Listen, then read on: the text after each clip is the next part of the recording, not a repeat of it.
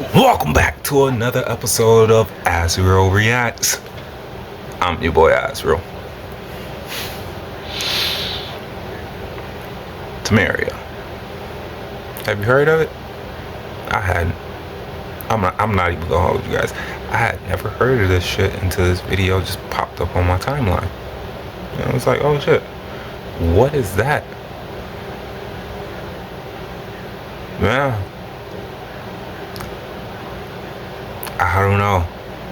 They say that 2025 is the year of truth. This is real. Truth is definitely being revealed. And it's shaking some shit up. So, let's go ahead and get into these videos about Tamaria. I hope I'm saying that right. Come here and do it here. No, they don't. And like I said before, if we were the African, why our ancestors, which is the greatest army of all time, the army that defeat the French, the army that defeat the British, the army that defeat the Spaniard that bring all these Camino Chinos here, the Spaniard that bring all the other groups that want to call themselves native today, the Spaniard dragged them to bring their asses here. But who defeated them though?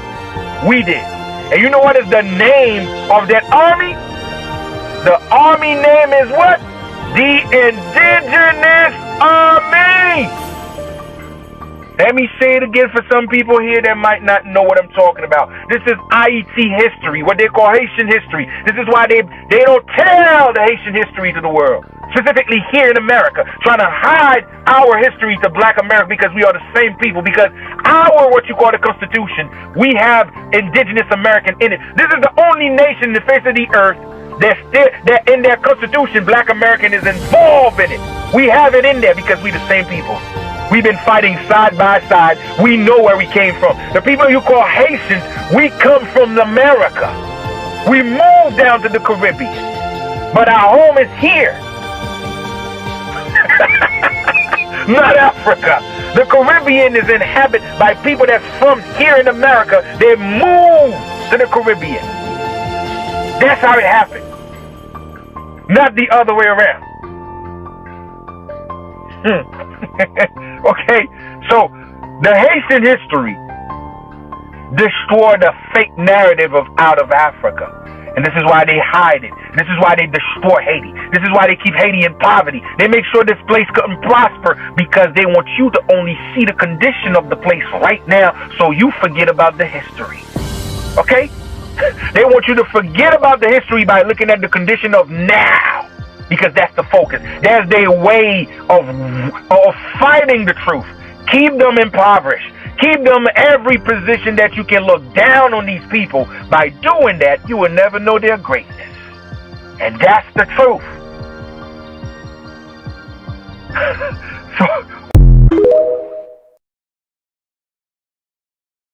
How are you gonna put 200 Hebrew brothers and sisters on a ship like this for 3 to 4 months? How do you feed them? How do they poop? It doesn't make sense. Like, how do they survive? They say over half of them die. Why would you bring them over in the first place? So if only, like what, half of them, 100 out of 200 survive, how are they gonna make Black populations in America? There's millions of Americans here. Black Americans. Americans.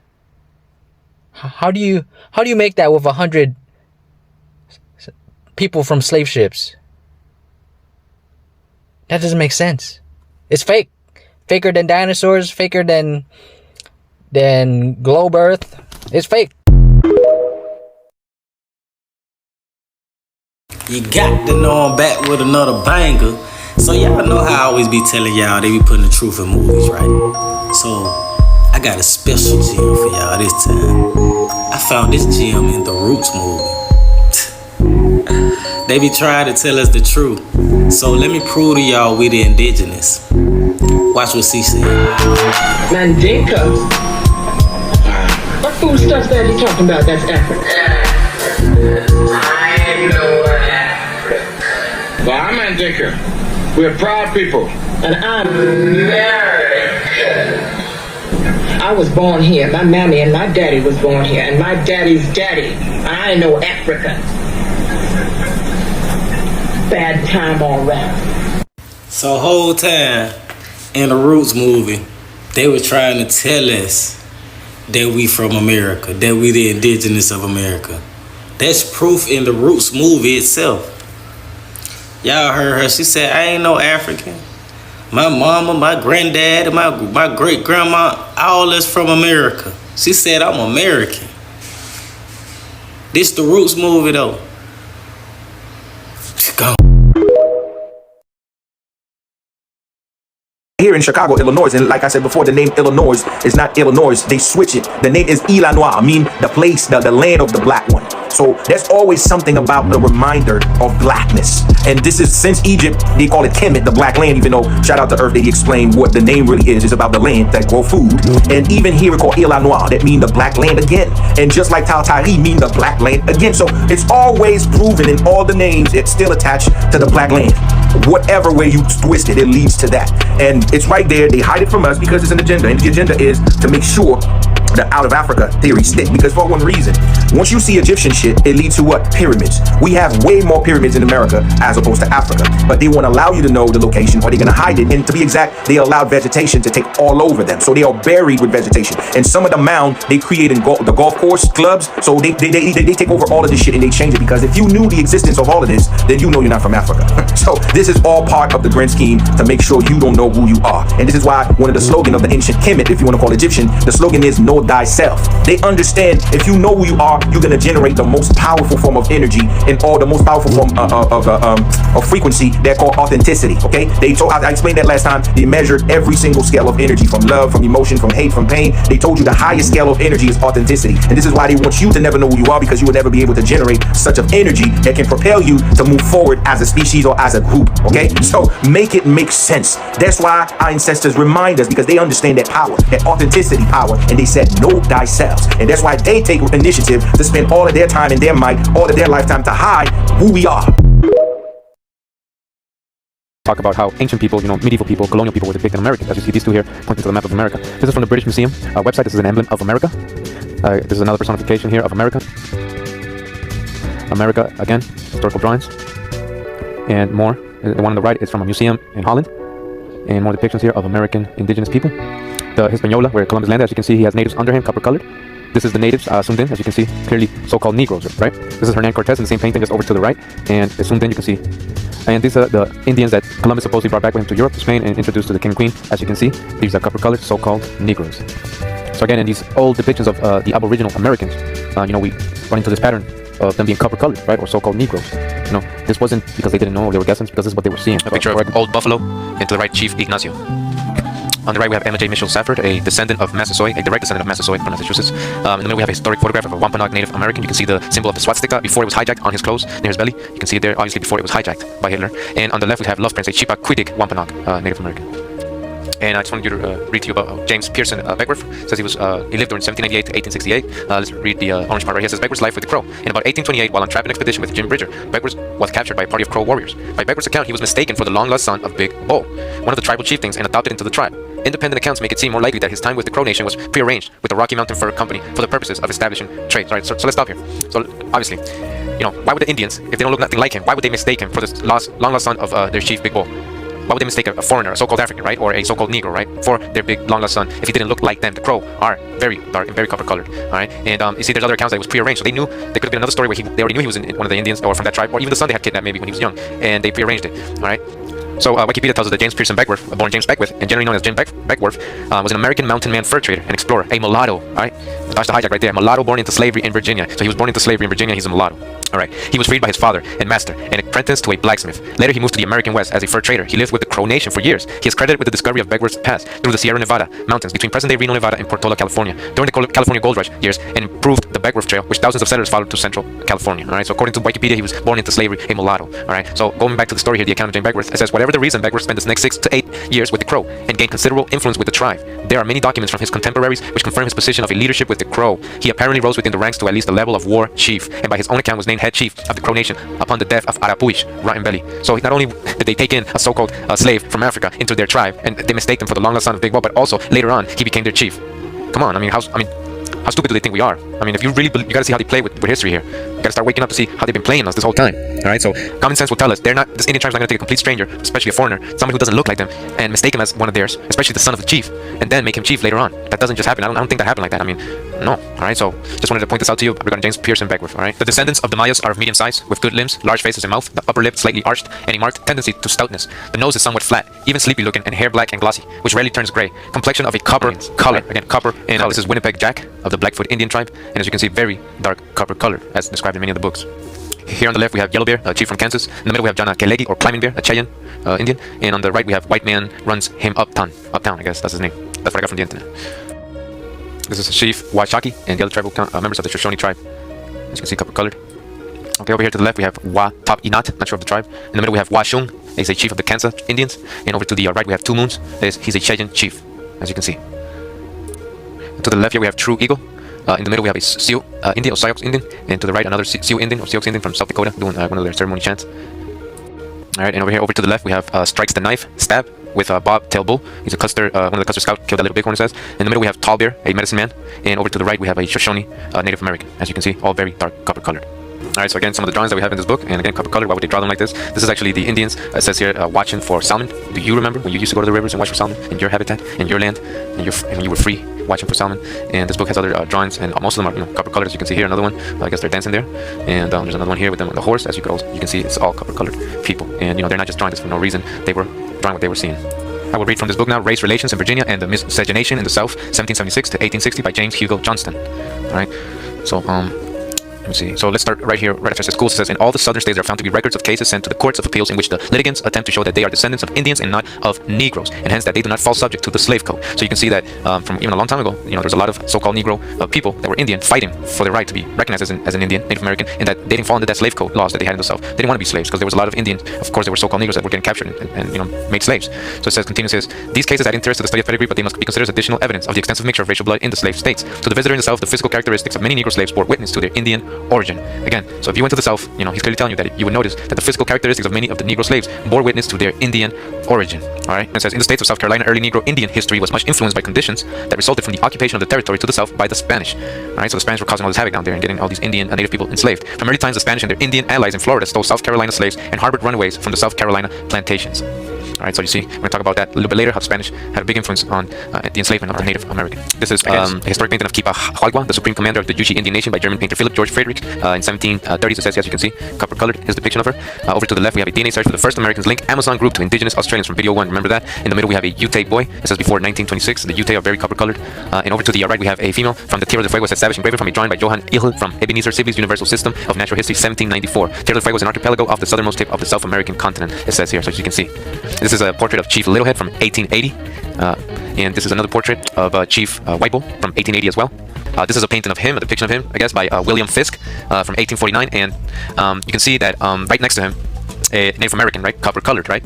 And if you zoom in, you can see the very so-called Negro features just by looking at his hand. Look at the person behind them. They both got kind of like this red paint on their face. So even though even the red paint looks dark, but even under him, you can see the copper color of the brown skin, right? This is the only nation with a two-sided seal. This seal you see here with the pyramid is the seal of our ancestors and our federal government that we had set up here in this hemisphere going way back. This is the seal of the 6 European tribes that we allowed to set up here. That is why above our seal says Andy Wood Coeptus. He had favored our undertaking. I mean, it was our federal government here that was already established, what they call Iroquois Confederacy, so on and so forth, was already established, that taught them the science of government and allowed them to set up here. And you see this flag has 6 white stripes and 7 red. And the elders taught us that those 6 white stripes stands for the British, the Irish, the Scottish, the French, the Dutch, and the German. 6 European tribes that we allowed to set up here. And all they had initially was the eastern seaboard. The rest was ours. The elders also taught us some things. Now, I know it's going to sound crazy, but do the research and you're going to be surprised at what you find. The elders told us that the original Nile was here. Old man Mississippi. The Missouri being the blue and the Ohio being the white. And until this day, where them two come together, there's a city there called Cairo to this day. And that area is called Little Egypt. Then you go down into what the elders taught us with Alabama, so on and so forth, being Lower Egypt. Then you get into Memphis, Tennessee. The Memphite theology. Kentucky, King Tut. And then you start to look a little further, And then you find out that there was an archaeological cover-up involving the Smithsonian Institute, where they found thousands and thousands of artifacts. They found artifacts showing human beings contemporary with dinosaurs. A lot of this information they put on ships and dumped into the Atlantic Ocean. Some of it they got still in hidden chambers that they say you can't go in there because it got asbestos and it's unsafe. These are part of the Grand Canyon, where they have all Egyptian names: Tet, Osiris, Isis, and they got that part blocked off. They said it's too dangerous for the people to go there. To this day, this is... Because what you see on the top, this is the original Egypt. Not only is it's bigger, but look at the erosions around. This is a sign of destruction, signs of bombing, signs of fire. So these were areas in sight that they were destroying to hide the evidence. Okay, so now for my African people here, I'm sorry if you never knew about this. This is not a call against you. This is we all victim here, and you are a victim, what we call educational victimization. They didn't bring that to you. You didn't even know. If a lot of people here in America, a lot of us claim Africa, it was for only one reason, Egypt. It's because you find a sense of glory because they hide the legacy of your ancestors, and every time you saw Egypt, you feel that's the only little prideful moment that you will be able to align yourself with. They have nothing to even do with African. You just want to adjust with the glory of Egypt. So that's why you claim to be African, because of Egypt. I doubt if you know anything about Egypt, you will want to say you're an African. And to be fair, if you know the Grand Canyon, if they didn't hide the Grand Canyon from you, you will never say you're an African. You will say you are an American, and that's a fact. And that's the reason why they hide it from you, is because they don't want you to know your true lineages. They don't want you to know what you accomplished here, and they don't want you to know that you are the oldest people in the goddamn planet. All of it come with the territory, because if you know you're the oldest people, you would not accept that you were a freaking slave from a boat. You would not accept us to settle for less, because civilization comes from you. That's what it means. And they don't want you to know that. And then they rewired your mind. They're re-aiming you. They said, nah, look over there, sir. Nah, you're not from here, because that's the point. And also, they severed the connection between you and your ancestors. That's why we don't know how to love each other anymore. That's why we don't know how to build anything anymore. And this is why we rather deal with any outsider group. We rather deal with any foreign group before we deal with each other, because our mind is foreign. Our mind didn't given to us by foreign people. Our ways of living was programmed to us by foreign people. So therefore, yes, we look like each other, but our mind is not from one another. You dig? So I'm just dropping this whole shit. I'm just cooking. I feel...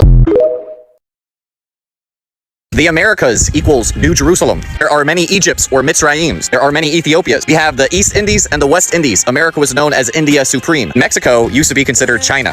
But you got to take a look at the maps from before 1600. As it says in the book of Daniel, they changed times and laws, including maps. Jeru USA Lum. When Christopher Columbus left his land, he brought a Hebraic/Aramaic speaking priest with him. That Hebraic/Aramaic speaking priest was able to communicate with all the tribes in the land to a certain degree. It's the Paleo-Hebrew/Aramaic that connects everybody in the world together. Because if you can speak Paleo-Hebrew, you can also speak partial Aramaic, as well as the languages that the indigenous tribes had spoken. That's why you have Abba or Bak or Haba, Papa on every continent. Abba means father on every continent. You're going to find that. Over time, the dialects are going to change slightly, yet surely. Remember, America being Jerusalem, being the real Holy Land, is one of the greatest Masonic secrets known to man. It's actually of the highest degree of information, one could argue. When you start to look into your sovereignty, your SS number, and your Q sip of water number, you're going to start to notice that they stole your birthright. And then they decided to tax you because they don't want you to know about the private trusts that the modern judicial court system has stolen from the people. This is how they get away with modern day slavery. Another name for King David was Prester John, which means priest John, and he ruled on every continent. And King Solomon's trading routes helps to prove this. It's also why the largest pyramid in the world is in Cholula, Mexico. It's not in Egypt. They whitewashed and they removed all the real facts. And they gave you a watered down version of history, a whitewashed version of history, because remember, the term race didn't exist until after the 1500s. White and black, it doesn't exist. It's a construct. Whenever you see white in the Bible, it just means bright. So they deceived the entire world. Matthew 24:24. But now we're waking up to the fact that America is Egypt, yet it's also Jerusalem, because Jerusalem equals a group or a multitude of different cities, and Egypt can also equal the same. Same way that Ethiopia equals the dark-skinned peoples. There's more than one Ethiopia, there's more than one Egypt. So anyways, it's also why we ended up making the Bible Health book. A lot of this information that you need is in the BIO, including the world's best salt, organic qualified, trace mineral test included. This can blow your mind. This is the real Tartarian original family lineage. Okay, this is going back really far. We're looking at 11th, 12th century. That is still, I think, perhaps a bit more. It's amazing. The shield is the same thing. It's the same shield. He's also carrying something that I've seen in China, because I have traveled extensively around East Asian countries, especially Hong Kong and Taiwan. That is a very important urn. That is on top of all the Taoist temples. It's crazy. That actually is also associated with one of the three kings that visits Jesus. Incense, I think one of those gold, incense, frankincense. This is the Kobo Moor. Must be around the 8th century when Europe was invaded by the Moors, the Tartarians, or the Persians. They built their buildings with mortar. A combination of both empires' names, the Moor and the mortar. I know nobody's ever said anything to me about this. I worked this out pretty much myself. So your intuition doesn't matter your background, your education, your profession is irrelevant. It's intuition, it's genetic memory. So that's the Cobo War. That's one of the three families that combined to create the British monarchy. One of the three families that was combined to create the British monarchy that escaped and went to Europe in the 1800s to escape the revolutions which began in France when everyone got beheaded in the Bolshevik Revolution in Russia, when one of the three Tartarian kings was murdered. And everything that has happened since in our modern history, from World War I until today, has happened because one of the three Tartarian kings was killed. Were they all related? Well, are you ready for this? It's getting crazy. I also wanted to show there is a lot of this information online. This is another one of the original Tartarians, one of the original Moorish Tartarians when they were combined, Morocco, Algeria, Egypt, which wasn't in Africa, but then I'm not doing that today. Okay, wait a minute, hang on, really? This is the only one that I have seen myself. This is a king of America, probably the first king to ever invade Europe. Yeah.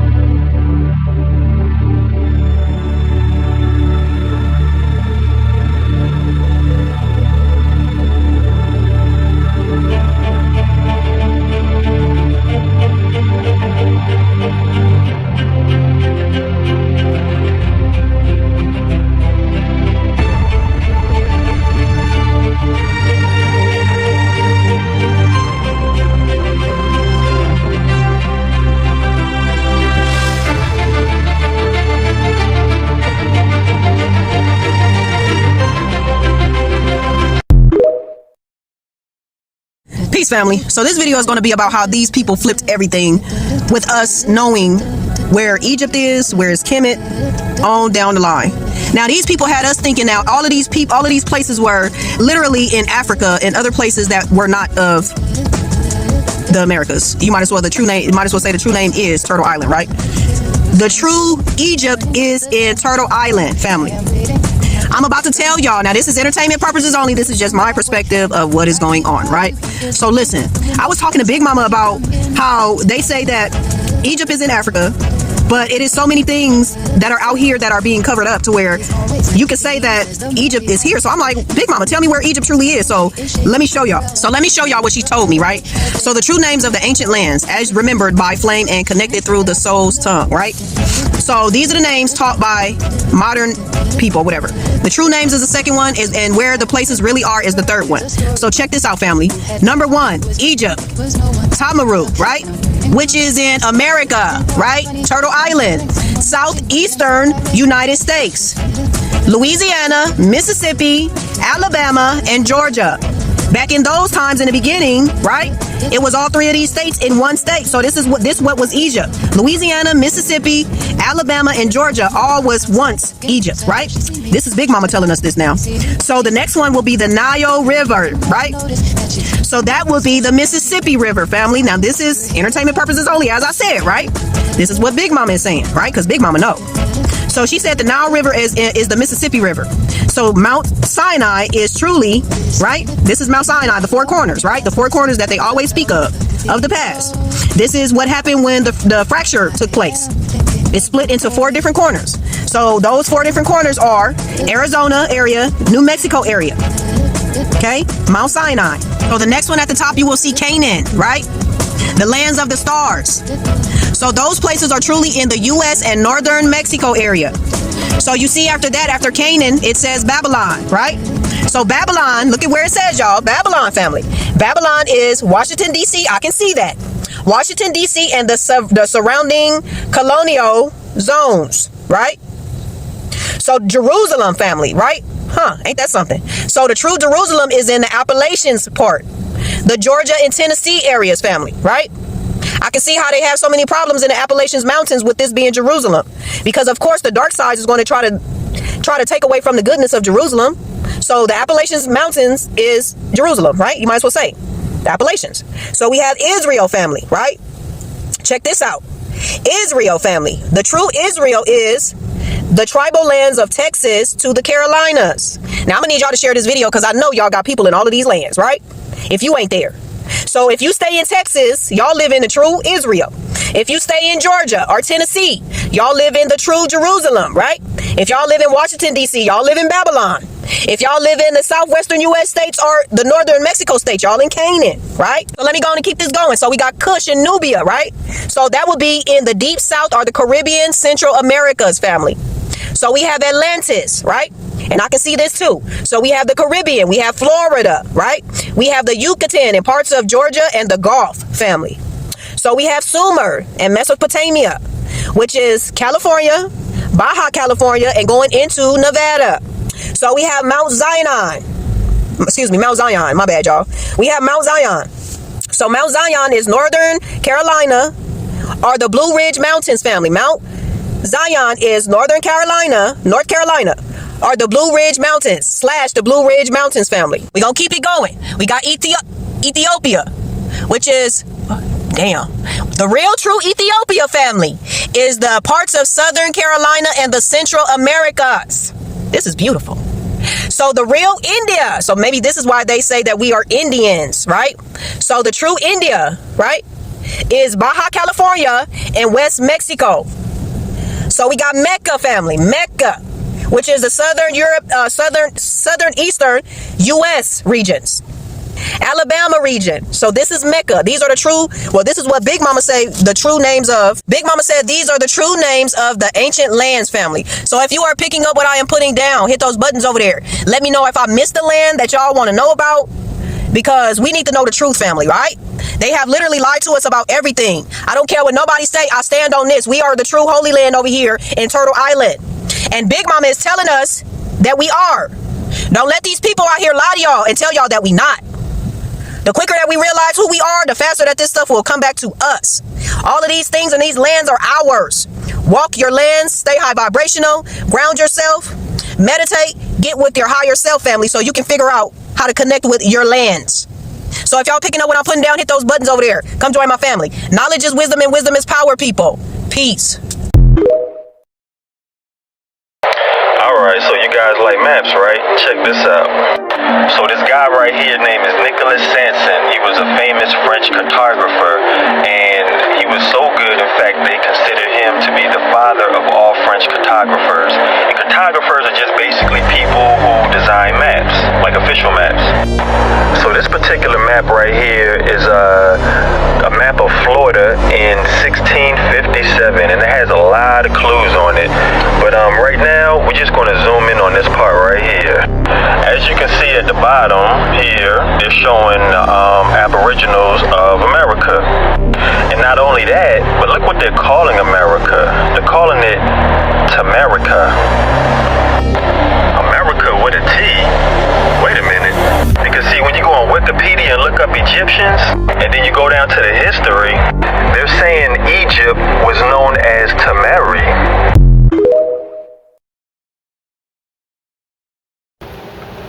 Mind blowing. Just what? Like, I had heard of Turtle Island and shit. Like, me and my friends had talked about that every now and then, but like I never went into like real detail of that. But I had never really known about Tamaria. But I wouldn't be surprised to learn that that's the real name, and that the true people are Black Americans.